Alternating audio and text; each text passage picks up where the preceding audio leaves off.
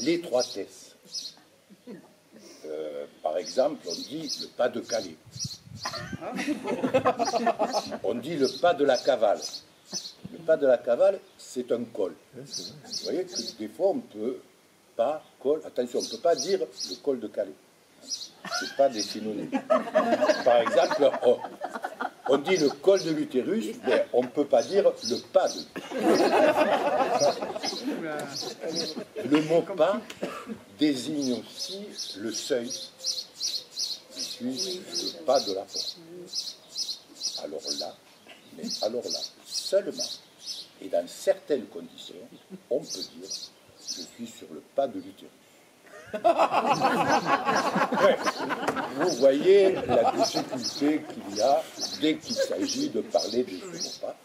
Et encore, j'ai pour l'instant laissé de côté l'acception la plus délicate ou la plus courante, comme vous voulez. C'est celle du mot pas en tant que distance. C'est là que souvent ça intervient. Alors, c'est assez difficile à définir.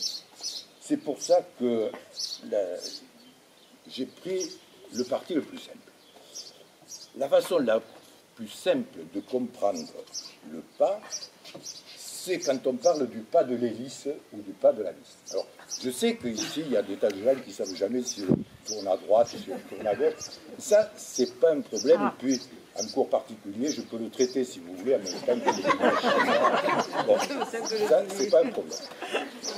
Le pas de la vis, c'est facile à comprendre, d'autant qu'il y a un instrument merveilleux qui permet de le comprendre.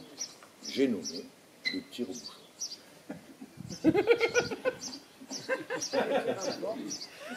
Une hélice, ici à droite, attention, à droite, là, vous me voyez tourner à l'envers. À droite, c'est comme ça, hein. C'est pas comme ça. Oh, purée, ça devient compliqué pour moi. Et oui, à droite, c'est à droite. Ça pourrait être à gauche, c'est pareil, ça ouvre quand même la bouteille. Hein. Qu'il soit petit, grand. D'ailleurs, on dit qu'on peut ouvrir la même bouteille avec deux tire-bouchons différents. Je ne sais pas s'il y en a qui ont essayé. Moi, je n'y suis jamais arrivé parce que dès que la bouteille est ouverte, elle est vidée et on ne peut plus l'ouvrir, c'est pas possible. Mais bon, on le dit. Alors, ça doit être vrai. Puis, il y a la dernière façon de parler du mot pas, c'est la façon la plus courante, celle qui désigne la longueur. Alors là, je l'ai gardé pour la fin, parce que vous allez voir, c'est pas facile, mais pas facile du tout à définir. En fait, la longueur du pas, c'est la distance qui sépare l'extrémité de l'orteil le plus avancé d'un pied avec l'extrémité de l'orteil le plus avancé de l'autre pied quand il fait une enjambée. Je pense que tout le monde doit à peu près comprendre. En tout cas, s'il y en a qui n'ont pas compris, je montre. Je montre. Vous voyez, là, je prends l'orteil le plus avancé. Alors, de ce côté, c'est le pouce. Et puis, quand je fais ça, comme ça, de ce côté, c'est l'index. Lui, j'ai un pied grec, l'autre pas. J'ai cherché dans ma généalogie s'il y avait des Grecs. J'en ai pas trouvé. À mon avis, il y a une aïeule qui a... Bon, bref, les papes, vous savez, ça va. Donc, voilà le pas. Alors, en principe, tout le monde le sait. Il y en a quand même quelques-uns qui le savent. Il y en a quelques-uns qui ne le savent pas, c'est les pétanqueurs. Ouais. Les pétanqueurs, vous les connaissez. De temps en temps, quand ils mesurent la distance du rond au bouchon, ils partent du talon, ils arrivent à la pointe. Il y a un pied en trop, d'accord? Même s'ils le prennent en mesurant leur pied, parce qu'il y en a qui sont des tricheurs, j'en connais, mais je parlerai.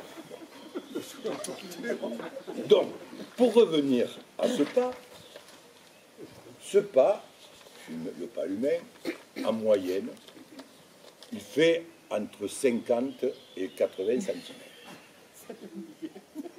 De telle façon qu'on est certain qu'à Grabel, il y a au moins 2 personnes qui ont le même au dixième de millimètre. Je peux vous démontrer cette proposition, mais là, il faut venir au cours particulier plus. Prenons maintenant le cas de 2 personnes qui ont un pas très voisin. Par exemple, 65,2 cm pour une 65,3 pour l'autre. Elles partent ensemble, toutes les deux, à la même allure, bien sûr. Eh bien, il est certain que A, avec son pas de 65,2 cm, ne sera à côté de B, avec son pas de 65,3 cm, au départ. Le reste du temps, il ne verra que le derrière de B. Ça peut présenter des avantages, hein. Je ne dis pas que ça peut présenter des avantages, mais il ne verra que le derrière de B. Je peux vous assurer que s'ils partent pour une randonnée de 13 km environ, d'accord, quand un aura fait 13 060 mètres, l'autre sera 20 mètres derrière, perdant ainsi tous les avantages qu'il avait à voir le derrière de B au début. C'est comme ça. On n'y peut rien. Alors, si il veut absolument se maintenir au rythme de A, eh bien, il devra faire 30,6 748 pas de plus. Donc, je ne vous dis pas la fatigue supplémentaire.